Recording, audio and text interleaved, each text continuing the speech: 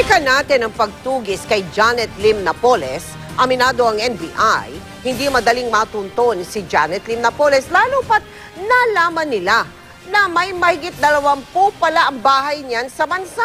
Ang ilan nasa mga pangmayaman o exclusive subdivision. Nakatutok si Sandra Aguinaldo. Magagarang bahay sa Forbes Park, Ayala Alabang Village, Magallanes Village, at mamahaling condo unit sa Bonifacio Global City. Ilan lamang ito sa umunay 22 real estate properties ni Janet Napoles na natukoy ng National Bureau of Investigation o NBI. Sabi ng NBI, may ilan pang ari-arian umano si Napoles na sa ibang tao raw nakapangalan. Kaya naman aminado ang NBI na kung iisa-isahin nila ang mga ari-arian ni Napoles sa Metro Manila at mga probinsya, aabutin sila ng siyam-siyam.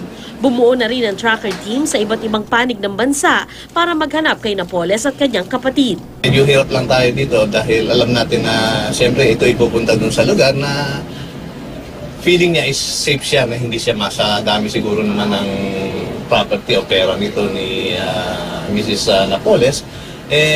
Makakapunta siya sa isang lugar na alam niya talagang mahirapan na hanapin siya. Kagabi, pinuntahan ng NBI pati ang bahay ni Napoles sa Binyan, Laguna. Tanging ang caretaker lang ang nagpatuloy sa mga taga-NBI.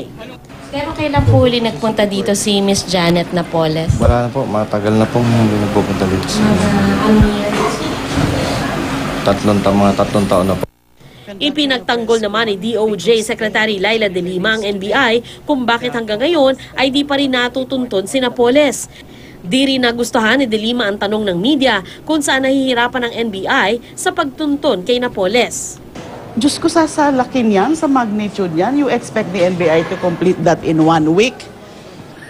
Ano naman, konting decency naman sa mga tanong nyo, ha? Bukod sa listahan ng real estate properties, naglabas din ang NBI ng listahan ng 30 sasakyan umano ni Napoles na kinabibilangan ng mga magagarang luxury vehicles. Supposedly na mga alam ng aming mga whistleblowers and other sources na mga pag-aari nila. Although just like the vehicles, hindi ko alam kung lahat yan ay titulado sa kanila. No, just like the vehicles, maaari kasing iba ang mga registered owners. Sandra Aguinaldo, Nakatutok, 24 Oras.